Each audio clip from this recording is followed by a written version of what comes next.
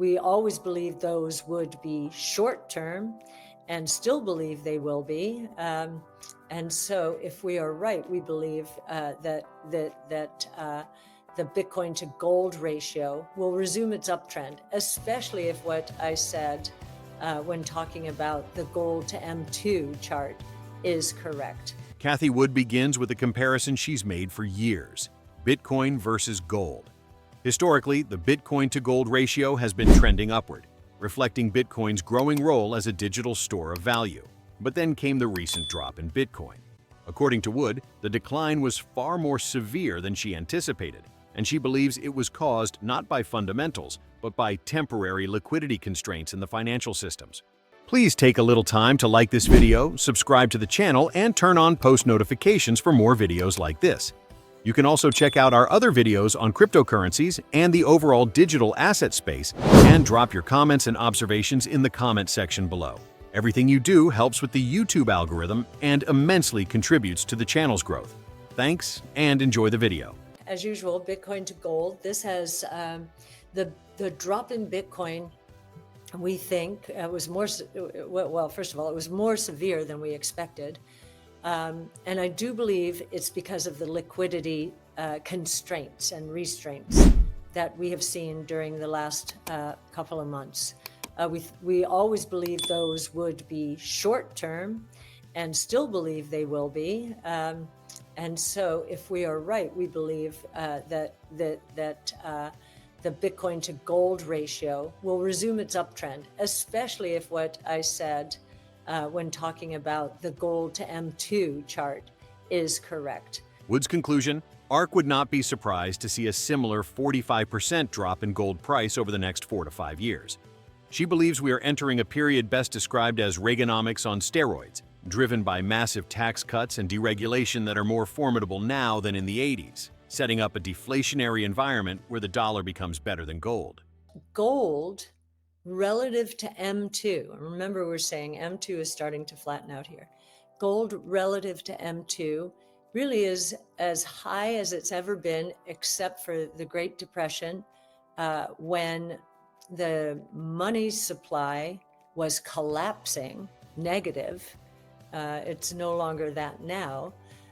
And back then, gold was revalued. Or I should say devalued. It was a devaluation of the dollar in terms of gold. And that's why the spike back then. Now we don't have the first condition anymore. Money growth has turned positive. But we do have the second condition in terms of the dollar losing value relative to gold. And I think one of the bets that investors in gold are making is that the liquidity that spewed out during the COVID crisis is still going to find its way into inflation. We don't think so if money supply is topping out and velocity is rolling over. Now, I would like to give you, now that everybody thinks gold has only one way to go, if you look at the last two spikes there, meaning the last two other than the Depression, so the one in 1980 and the one in a minor one in 2011. In 1980, gold peaked at $850. I was very young in my career, and I remember the day. And over the next 5 years, 4 to 5 years roughly, it dropped 67%.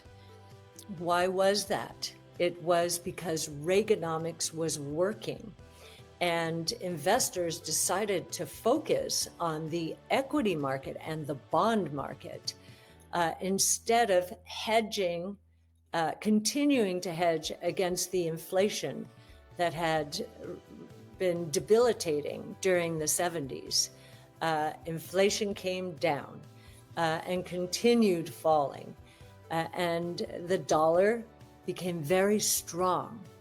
The dollar became better than gold. It was appreciating as gold was going down. And so gold dropped about 67% to $284 in February of 85. So yes, the gold price can go down, and we think we are moving into more than a Reaganomics market. We think this is Reaganomics on steroids, based on, especially on the tax cuts and the deregulation. Those two are much more formidable right now than they were in the early 80s, with the exception of the individual tax rate back then did drop by quite a lot, by 25%, I think, but it was phased in, and that's not the way to go. One thing about this administration, it has learned its lessons from the mistakes of Reaganomics. Do not phase in a tax cut. They made it retroactive. That was very smart. In 2011, the gold price peaked in September at roughly 1900. And by December of 2015, again, roughly 4 years later, we talk about the 4-year cycle in Bitcoin. That's pretty interesting. Both of those were effectively 4 years. Gold dropped from 1900 to 1050. So that was a 45% drop.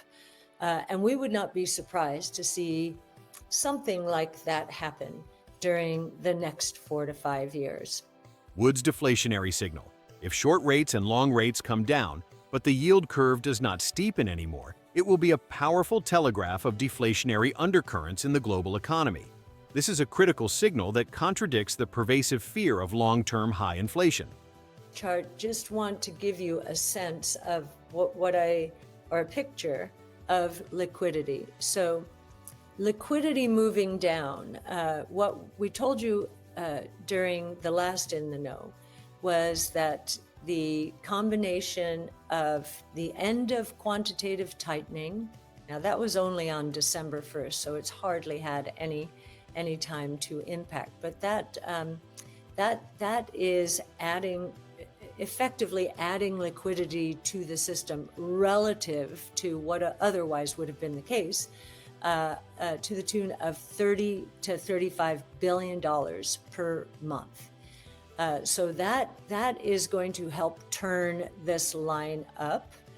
And then the Treasury General account, we think, is going to go up. Now, the Treasury General account cash built to the tune of $350 billion during the government shutdown. It has not, even though the government shutdown has ended, it has not started to unwind that liquidity, but we believe that it will, and actually is in the process of doing so. So we think this line is going to turn around fairly dramatically. Now, just to reinforce what I said before, those betting on gold are looking at what happened to liquidity during COVID, and it doubled. It doubled. These are very big numbers. Doubled from 3.5 trillion to 7 trillion. And now we're back down to 5.5. There is a fear that doubling will reverberate in the form of inflation. We think in the next, as tariffs work through the system, that the surprise is going to be on the low side of expectations, and that those worried about inflation will have to think twice about how they're positioned in the marketplace. Here it depicts the yield curve. It's at the short end of the curve, the 2-year minus the 3-month Treasury bill yield. And you can see this is still inverted, still below zero.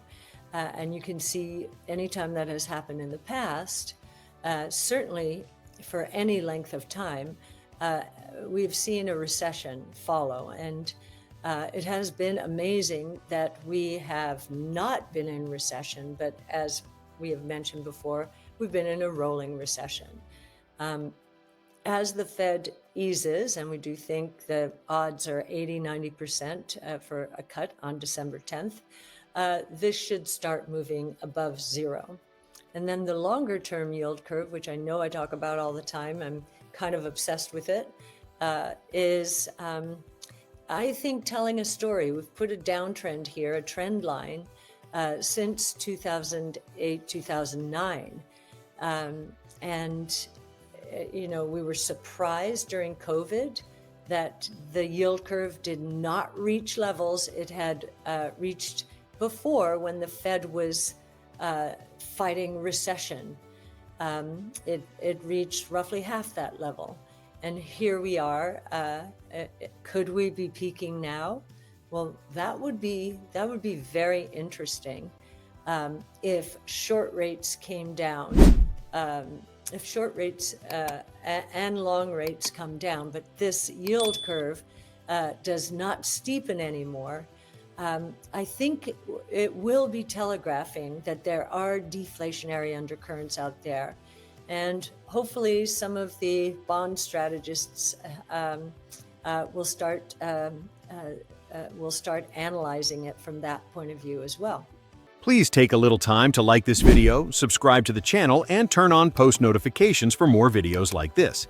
You can also check out our other videos on cryptocurrencies and the overall digital asset space, and drop your comments and observations in the comment section below.